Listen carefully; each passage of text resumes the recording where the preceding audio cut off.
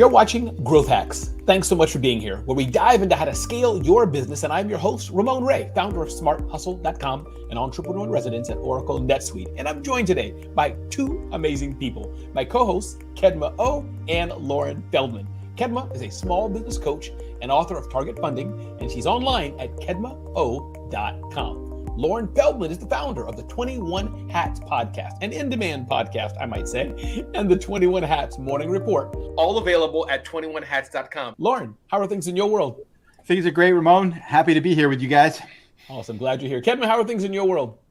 Things are great. Thanks for having me. Awesome. So glad you're here. And I know we're going to dive into some powerful topics for our audience to listen to and learn from today. Remember, everybody, we're here to answer your questions, you listening to us right now, and to help you scale and uplift your business. And we really want to hear from you wherever you're turning in from. So take 2 seconds and let's wait for, I don't know, Loren, what do you think? 5 seconds? 7 seconds, Kedma? 5 seconds. And let's see, start typing in right now. Where are you from? I hail, by the way, from the vacation capital of the world, New Jersey. So that's where I'm from. And Kedma, I know, is in the west coast of the USA. Loren's also on the east coast of the USA. So type in where you're from. It could be in the USA. And I know NetSuite has a global audience as well. So welcome all of you from all over the world. In every episode of Growth Hacks, we give you the tools and takeaways to grow your business. And today we're talking about how to measure that growth and to keep you on the right path to success. We'll be covering key performance indicators, or as many people call it, KPIs, why they're so important, how to choose which ones are right for your business, and how to know when it's time to implement financial software to help keep track of these key metrics that you need for your business. To start, why don't we break down key performance indicators? As a general rule, you only need to measure maybe 10 KPIs, give or take, which track everything from financial performance to customer satisfaction. And they're generally speaking two types of KPIs, leading and lagging. Leading indicators predict what may happen in the future, while lagging indicators give insight into the past and may uncover trends in performance. So with that, Kedma and Loren, let's jump right in. Kedma, I'd love to turn it to you first. You work with many, many small business owners, those who are starting, those who are scaling up. I'm just going to leave it open, Kedma. Talk to us, dive into us for, 30 seconds to a minute or two. What does KPIs mean to you? What are you telling the businesses you work with all the time? This is probably one of my favorite topics because it really leads to growth for companies. So what I always say is we want to be measuring something. My favorite quote is, what gets measured gets improved. What gets measured gets improved. So what we want to think about is, what are we trying to measure? And what we start with, in my opinion, is what are the problems we're trying to solve? What are the opportunities available? What are the threats that could be faced? And we've had several. And what are the trends? So to me, we begin with our goals and we look at a broader level before we get into the details. But I would say without a doubt, we want to get the right metrics for your business to perform. And depending on your business, it may be completely different from one company to another. And Kedma, I want to follow up with something that I think I'm hearing through there, but then again, you know me, Kedma, I could be hearing things, yes. Maybe I'm not hearing it, but there's a lot of information available to businesses. I think I'm right on that. We don't lack for information. So we're not saying get information or measure information or data. That's all here. You're saying, and I think I talked about in my opening, the right one, and then make sure you look at it. Am I right on that? Because we don't lack in systems and data. It's pouring out all over the place in businesses. Help us. You nailed it. Number one, yes, the right one. And we're going to go into a little deep dive. What is the right one? There's going to be some that every company needs to consider. Every company needs to think about, for example, a budget to actual. But I've also seen companies who proudly show me all the reports, everything they're doing. And then I say, who's tracking this? Well, we don't have that yet, Kedma. That's the second stage. The first stage is we have everything to look at in case someone needs to track and measure. So yeah, don't just do reports to do reports. Do it to actually investigate and improve on what you're doing. Absolutely. Loren, I run my mouth, as you know, on stages across the world and talk to the masses. You, Loren, talk to business owners every single week, and you hear back and forth. You go deeper into it. What are you learning, Loren, when you come to these aspects of key performance indicators? Is it important? Are they doing it? Or are they like, oh no? Help us understand what you're seeing from your perspective, Loren. It's not important, Ramon. It's essential. I'd love to argue with Kedma. We tend to go back and forth on donuts, but unfortunately, I think she's right about everything here. She's right that there's certain things that everybody has to track, and there are also certain things that vary by business. So, yeah, let me give you an example. When I was at Inc. magazine, I used to edit the column of a guy named Norm Brodsky. He was the best read thing in the magazine, really smart, interesting guy. He had a box storage business, a very basic business that he wrote about. And he used to tell the story about how his previous business went bankrupt because he wasn't following his KPIs. He was caught in that growth mentality, and all he was watching was how fast he was growing. If he sold more, everything was fine. The problem was he wasn't making enough money on those sales, and he couldn't keep up. The more he sold, the deeper his hole got, and he wound up bankrupting a $100 million business. His next business, the box storage business that he was writing about when I was at Inc., he discovered that he had a key metric. And he believes that every business has its own magic number. For him, it was new boxes stored each week. It was a leading indicator, to your point, what you were talking about before. And it was just one small aspect of what he was doing. It was one stream of revenue, but it was the most important one because it tracked overall revenue perfectly. So he gave an example of 1 week. He noticed new boxes were down 70% from the previous week. And he realized something had happened, and he immediately put a hold on hiring, and they were about to go into a slow period. It made a huge difference for him because he was tracking the right number. Wow, Loren, I love that, because I think what it shows is that it doesn't, and we're going to get into some, some different pieces here, but I think it shows it doesn't have to be complicated per se, but echoing this, the right number. For his businesses, a storage business, how many boxes are stored? And Loren, I want to give a homage to Norm Brodsky. I can think of his thick Brooklyn accent. How is your business doing, son? How is your family doing? That's a bad mimic, but Norm means a lot to me as well. I don't know him as well as you, but we had some good times together. So you're right, Loren. Is that true, though, Loren? That meaning makes sense. Even a box business, whatever it is, to your point, each business may have different metrics. And it's not going to be the same, but have some metric, right, Loren? It doesn't have to be complicated. You just have to make sure that you're paying attention to what's coming in and what's going out. Yeah, that's very important. Kedma, hearing this this banter Loren and I have had, Kedma, what does that mean to you when we think about, a storage company? He's like, no, all I need to know is one or two things, and just know how many boxes are coming in. Does that resonate with some things you're saying? I think it's one very important metric, and for him, it's that revenue coming in. And I don't know how big his team is, and that's where we get to decide what's the priority, and what do we add in. Some of this, though, this is crazy for me to say, could be common sense. And let me explain, because what Loren said is, well, it's common sense. Of course, we're going to measure that. I was working with a company 2 years ago who said, listen, we need to measure how many people we need to hire because they wanted to do a forecast, right? Reasonable, right? And that's what they were looking at.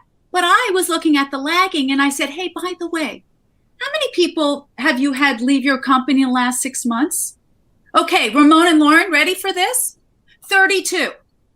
I said, listen, we don't need to be working about how many hires we need to have right now. How about we work on your culture and figure out how we can maybe reduce it? And there's a great study I looked at that 4 out of 5 people who leave could have stayed.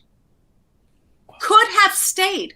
It was not the employee's reason for leaving that they left. It was something else. So I think, again, common sense would be, let's measure this metric, the boxes, but let's look at what else. Why are we measuring it? And does it make sense to measure that? Maybe we need to measure something else, like in the employee turnover, because that's the real problem.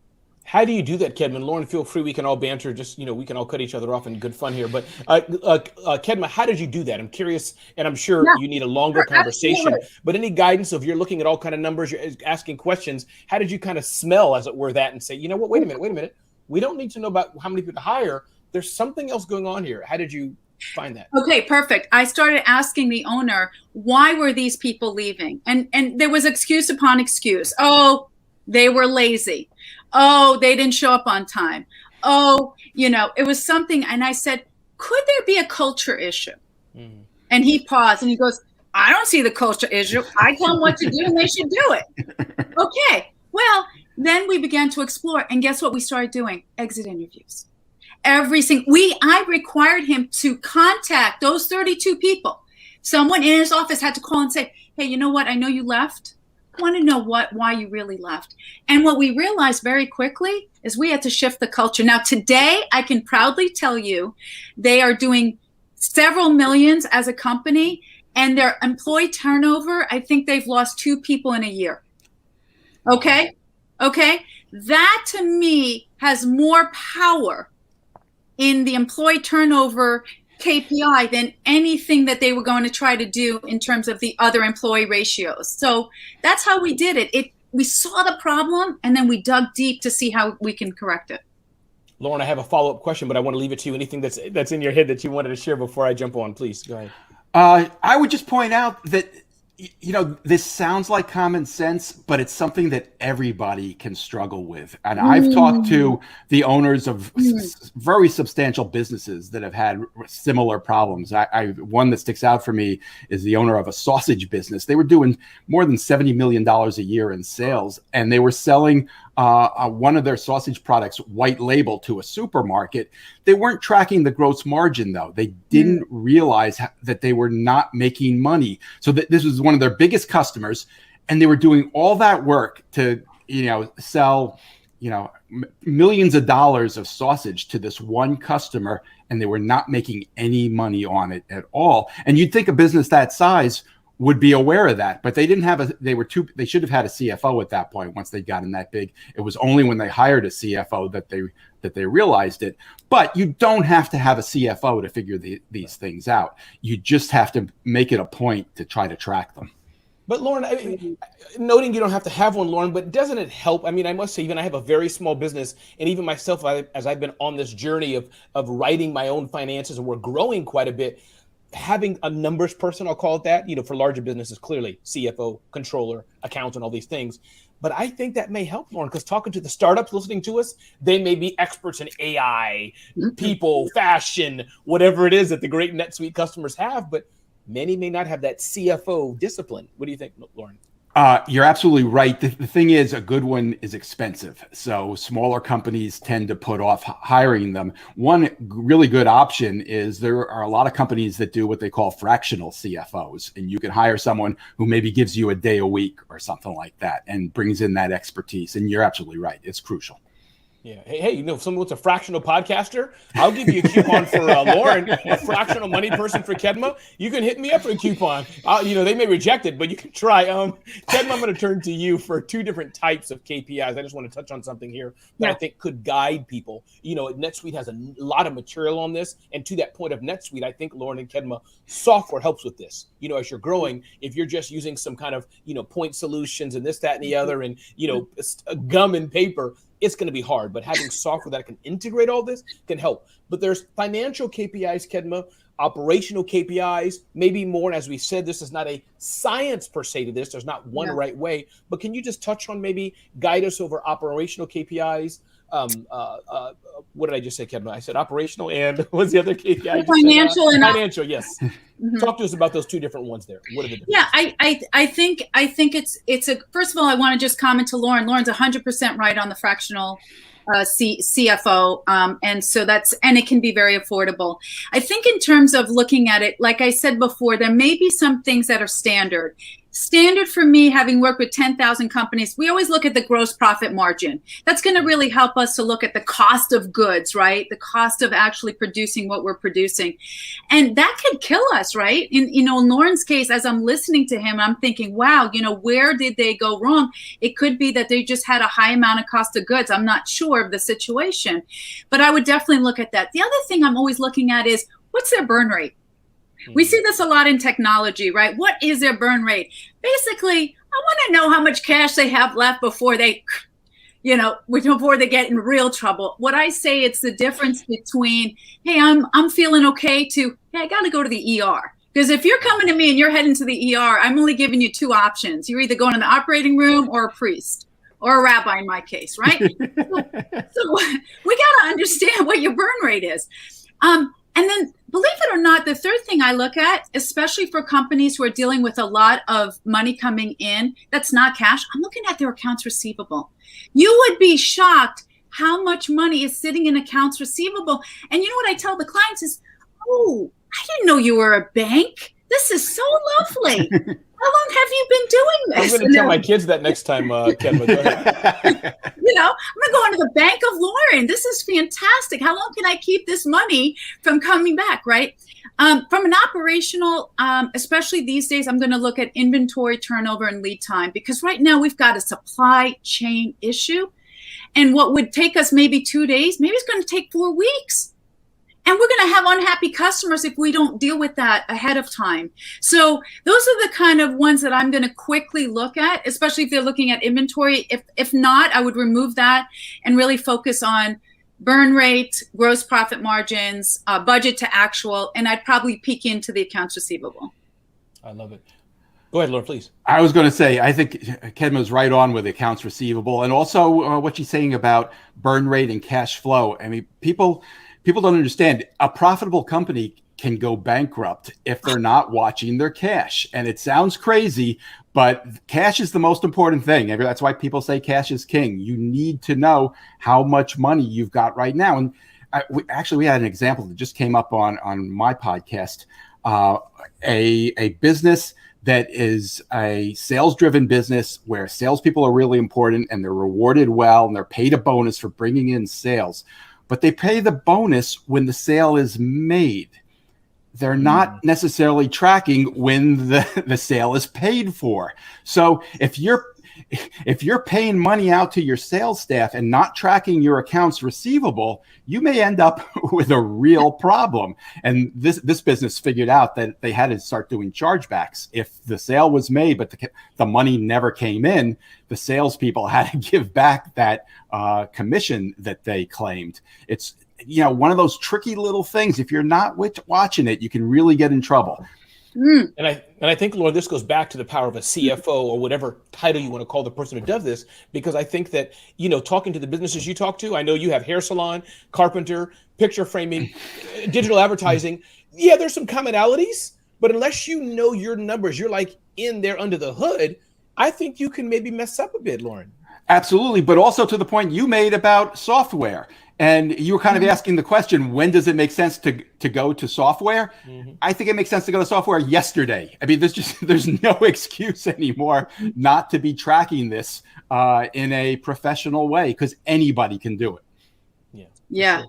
Kedma, I'm curious, talking to the businesses, and I know the NetSuite audience, those listening to us right now, probably I'm going to split them into three if I'm wrong. That's just how it is. But there's mature-sized businesses that are very large. You have this middle-sized businesses that are just getting out of startup phase. And then maybe you have the startups, Kedma, that are kind of like, they're just scaling fast. Maybe they still have VC money. Maybe they're new NetSuite customers. I don't know, any differences between them, Kedma, that you're like, Ramon, if you're scaling fast, maybe think like this. If you're kind of a mature business, it could be the wrong question, but it's just something I thought of as people are wondering, wow, we're trying to go this, hockey stick versus someone who's like, no, we're going steady. Any differences? Yeah, good point. Let me lean back on Loren, because he's saying some golden nuggets, and then I'll circle back on that. I just did a pitch. I was part of a pitch team, and a big company came, and first thing the founder said, because they were pitching, is cash is king.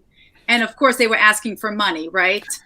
And my response, Loren and Ramon, was, when it was my turn to respond, is I said, you're right, cash is king, but nobody talks about the queen. Credit is queen.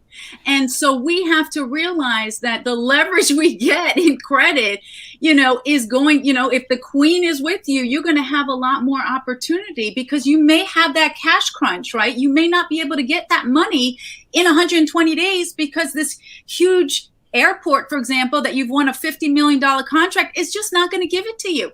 And so you need to have the queen available to get you the credit you need to offset that. And that also goes back, and then I'll circle back, that also goes back to, how do we manage employees? Now, any employee listening is going to hate what I'm about to say, but do you ever notice that some companies are moving to paying employees once a month? Everyone want to know why? Now listen, employees are like, give me my money every week, but you know what? Perhaps they're doing that because they know their cash situation. And when their money's coming through and paying once a month, it's going to be a lot easier for their cash flow. So you ask the question, at what point? I think that whether you're at a startup or whether you're making 100 million, all the KPIs, and what NetSuite did for this packet is gold, gold, gold. This is like me eating cheesecake every day, by the way. All of the KPIs are important, but some of them will going to have a higher priority depending on the stage of your business. I'm not going to have you talk about employee turnover if you're a one-person operation. Right? But if that'd be a mindset issue, right? Employee turnover. Because you're trying to fire yourself every week, right? You're like, I'm done. Can I fire myself? That's my first turnover. But if you have 5,000 employees, maybe that's going to be an important metric to follow. Yeah. I'm curious, though. Go ahead, Loren, please. I was just say, I'm wondering, we learned in a previous episode that Kedma will pay $15 for a donut. What will she pay for a cheesecake? Oh, Lord, we're going to have to find that out. As you're listening to this, can you all type into the comments, Kedma's doing $15 for the donut. What do you think Kedma should budget for a slice of the best cheesecake? Type that in there. We'll see what we do. But I'm curious, Loren, you're going back to the aspect of the growth stages and types of businesses. I know that some of the businesses you talk to the point about the Queen, credit is important to them. They've had some expansion opportunities, right? Where they were considering VC money, credit. Definitely they couldn't use their own cash to build out 20 stores or whatever it is. Can you comment on that, Loren, that aspect? It's a really tricky thing. Some businesses are really credit averse, and I think that's unfortunate. It's like they're playing with one hand tied behind their back. Now, that doesn't mean that credit can't be dangerous. You have to do it in a smart way. One thing that I would emphasize is, it's an old truism, but it really is true. Banks will lend you money when you don't need it. And you want to line that up in advance. If you can get, a line of credit at a time when things are good, do it, because you never know when things are going to turn and you might need it. I think that's the most important thing that I've heard from the business owners that I talk to. Yeah, and I think you're 100% right, Loren. It's amazing that the moment I went debt-free with my own company, I must have had a truckload every day coming, hey, Ramon, do you want more credit? I'm like, wait a minute. I just zeroed out everything for sure. But Loren and Kedma, let me give you guys one last comment. We talked about KPIs, key performance indicators. I think it's obvious, meaning we know we need to measure. But as we talked about, it's hard. What do we measure? How do we measure it? We're scaling so fast, we may miss it, and things like this. But Kedma, I'll turn to you first. Anything you want to leave us with? Anything you want to underline, you want to repeat that we should know about this aspect of measuring as we're trying to scale? And then I'll turn to you, Loren. Measuring and software. I kid you not. This morning, I met with an incredible CEO. They're on track to do 1.7 million. And I said, let's go through their financials. I'm not laughing at them. I'm laughing with them, because they sent me an Excel spreadsheet of 15 different areas. I'm like, which one should I be looking at? Oh, go to the tab number 7 and look at this. And I'm thinking to myself, should I let them know that they really need the software now? They know this, but so we're trying to get that in. And this typically happens, in all honesty, with companies that get off the ground, go from, $100 to 1.7 in few months, and now find themselves in these growth pains. But what I want to say is growth prosperity. This is when's the time? To Loren's point, time is now. If you are going to send me an Excel spreadsheet with more than 5 worksheets, I think it's time to do the software. I love it. Loren, we can hear from you. I would just go back to that example I gave with Norm Brodsky and him figuring out that new boxes arriving at his box storage company was the key indicator for him. And I think it took him a long time to figure that out. It wasn't obvious. It's like a department store that figures out that shoe sales are their key leading indicator. It's not obvious. You wouldn't know it. You have to look at the numbers to figure that out and see it. But everybody should be looking and trying to figure out what that leading indicator is, because it can be a big, important warning sign for you when things aren't going well, or when things are about to pick up and you need to be prepared for a rush. You may need to bring on additional employees or buy additional supplies, whatever it takes to make the business work. You want to know in advance when something like that's going to happen. And only by studying your own numbers, your own books, will you figure out what that leading indicator is. Yeah, Loren, I think this is great. Kedma, I think this is great. It's amazing. I think even in our personal lives, we can have KPIs. I know for the Ray household, I told them, because, you know, I'm not in a family of entrepreneurs like right around me, but I said, listen, if dad or husband is on the couch doing nothing and or I'm not in my office busy, there's a problem. You all should worry. But the day that I'm doing, and forget busy work, forget that part of it, but the day that from what they can see that I'm not sitting on the couch and that I'm doing something, phone calls are happening, I'm typing on my keyboard, we're okay. So that's the KPIs for the Ray household. I bet that's normally the case, Ramon. Yeah, Ramon, in our household, my KPIs are simple. How many times are the dishes done before mom has to do it? Okay. So, you know, you can do that, KPIs. I like that. Dishes, donuts, and cheesecake. We give it all to you here at Growth Hacks. My name is Ramon Ray, and we've been talking to Loren Feldman of 21 Hats and Kedma Ough, as well, author of Target Funding. This has been such a great discussion all about key performance indicators. Thank you all for joining us, and we look forward to seeing you on the next episode of Growth Hacks.